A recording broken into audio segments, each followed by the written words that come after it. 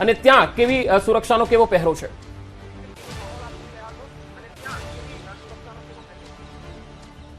પંકજ, ચોક્કસ માની શકાય કે લોકશાહીના જે મહાપર્વ હતું એ પર્વની અંદર આજે મહત્વનો દિવસ છે, કારણ કે જે ઉમેદવારો મહેનત કરી હતી તેનું આજે પરિણામ આવવા જઈ રહ્યું છે. ખાસ કરીને ઈવીએમમાં તમામ જે ઉમેદવારો છે તેના ભવિષ્ય ખુલવાના છે. અમદાવાદ પશ્ચિમી બેઠકની જો વાત કરવામાં આવે તો ગુજરાત કોલેજ ખાતે અહીં તેની જે કહી શકાય કે કાઉન્ટિંગ થવાનું છે. તેની અંદર જે 7 વિધાનસભા છે તબક્કા વાઇઝ 25 રાઉન્ડની અંદર આ મતગણતરી હાથ ધરવાની છે. હું આપને દ્રશ્યો બતાવવાનો પ્રયાસ કરીશ, ગુજરાત કોલેજના કેમ્પસના દ્રશ્યો બતાવું કે તમામ જે સુરક્ષા બંદોબસ્ત વચ્ચે આખી જે વ્યવસ્થા છે તે કરવામાં આવી છે, કારણ કે અનેક નિયમો આવક ચૂંટણી પંચ દ્વારા છે તે બનાવવામાં આવ્યા છે. જોઈ શકો દ્રશ્યોની અંદર કે કઈ રીતે આખી જે વ્યવસ્થા છે ગુજરાત કોલેજમાં ચૂંટણી પંચ દ્વારા ગોઠવવામાં આવી છે. ખાસ કરીને જો સમજીએ કે અમદાવાદ પશ્ચિમ લોકસભાની જે બેઠક છે તે બેઠકની અંદર 2 ઉમેદવારો મુખ્યત્વે છે ભારતીય જનતા પાર્ટી અને કોંગ્રેસ પાર્ટી તરફથી.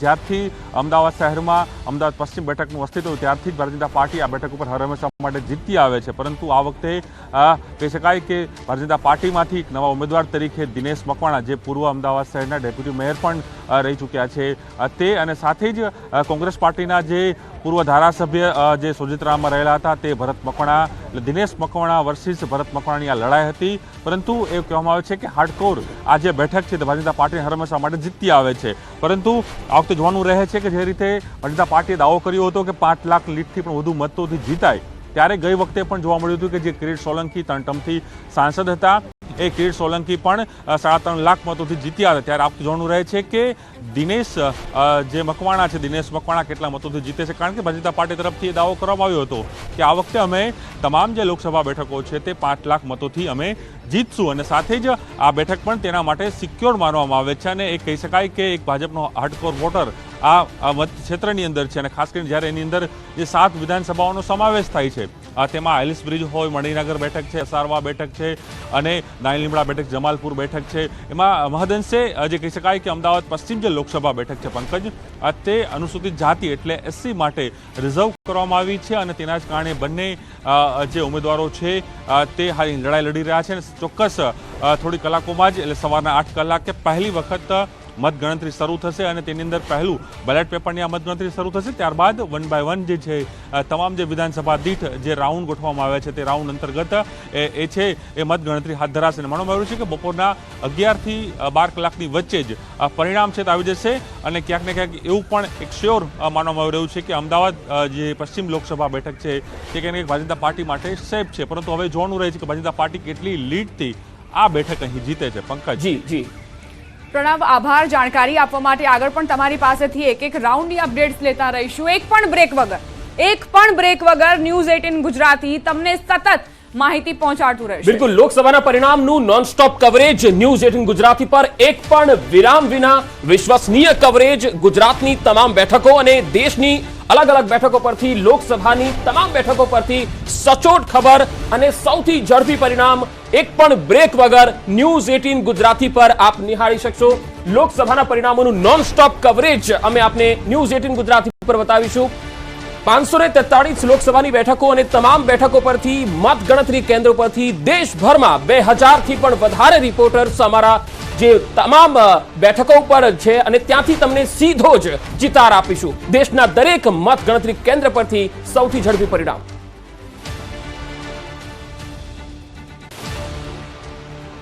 સૌથી ઝડપી અને સચોટ પરિણામની ન્યૂઝ 18 ની ગેરંટી. સચોટ પરિણામ માટે ન્યૂઝ 18 ની ઐતિહાસિક વ્યવસ્થા. મતગણતરી કેન્દ્રથી તમારા સુધી પહોંચશે ઝડપી પરિણામ. કેવી રીતે પહોંચશે તમારા સુધી ખબર જુઓ ન્યૂઝ 18 પર.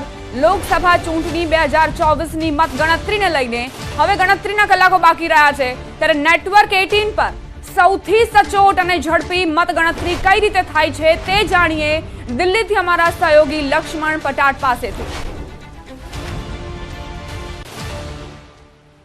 લોકશાહીની સૌથી મોટી ચૂંટણી, સૌથી મોટો ઉત્સવ અને એટલી જ મોટી તૈયારી અહીંયા ન્યૂઝ 18 નેટવર્ક દ્વારા કરવામાં આવી છે. દેશના સૌથી મોટા નેટવર્ક દ્વારા આપ જોઈ રહ્યા છો કે કેવી તૈયારી કરવામાં આવી છે. આપને ઝડપથી રિઝલ્ટ આપવા માટે સૌથી પહેલા અને સૌથી સચોટ રિઝલ્ટની ગેરંટી છે. આ એ તૈયારી છે જે કેટલાય મહિનાઓથી ચાલી રહી હતી. જ્યારથી ચૂંટણી જાહેર થઈ ત્યારથી જ ન્યૂઝ 18 નેટવર્ક સતત તૈયારી કરી રહ્યું હતું પોતાના દર્શકો સુધી સૌથી પહેલા પરિણામ પહોંચાડવા માટેની, અને એ તૈયારીઓને અત્યારે આખરી ઓપ આપી દેવામાં આવ્યો છે. છેલ્લા 6 દિવસથી સતત એનું રિહર્સલ ચાલી રહ્યું હતું. એક એક આંકડાને જે સચોટ અને સટીક રીતે તરાશવામાં અને ત્યારબાદ આપના સુધી પહોંચે એ માટેની તમામ તૈયારીઓ કરવામાં આવી છે. અહીંયા દેશના અલગ અલગ રાજ્યોના તમામ ડેસ્ક બનેલા છે, અને આ છે આપણા ગુજરાતનું ડેસ્ક કે જ્યાંથી તમને એક એક બેઠકની સચોટ જાણકારી મળશે. બનાસકાંઠામાં શું થશે, વડોદરામાં શું થશે, કચ્છમાં શું થશે, આ તમામ જાણકારી આપને સચોટ મળશે. અને પૂર્વીન મારા સહયોગી આપણી સાથે છે જે સતત આના ઉપર નજર રાખશે. પૂર્વીન, આપણે કઈ રીતની તૈયારી કરી છે લોકો સુધી સૌથી પહેલા અને સૌથી સચોટ રિઝલ્ટ મળે એ માટે? પૂર્વીન જી, આપણે આખી ન્યૂઝ 18 લાઈવ રિઝલ્ટ હબ કરીને સિસ્ટમ ડેવલપ કરેલી છે. તેની અંદર આપણે જઈશું એટલે સ્ટેટ વાઇઝ ડેટા ખુલશે. સ્ટેટ વાઇઝની અંદર કોન્સ્ટિટ્યુન્સી વાઇઝ અને એમાં કેન્ડિડેટના ડેટા ખુલશે, જેમાં સૌ પ્રથમ આ ટેલિફોન મારફતે રિપોર્ટરનો ફોન આવશે કે આપણને જાણ કરશે કે કઈ બેઠક પર કયા ઉમેદવાર આગળ છે, કઈ બેઠક પર શું સ્થિતિ છે, કેટલા રાઉન્ડમાં મતગણતરી થઈ છે, કેટલા રાઉન્ડમાં મતગણતરી બાકી છે. આપણે ગુજરાત અને દાદરા કેન્દ્ર શાસિત પ્રદેશ દાદરા નગર હવેલી અને દમણ 2 બેઠક અને ગુજરાતની 25 બેઠકો એમ કુલ 27 બેઠકોમાં મતદાનની ગણતરી થવાની છે.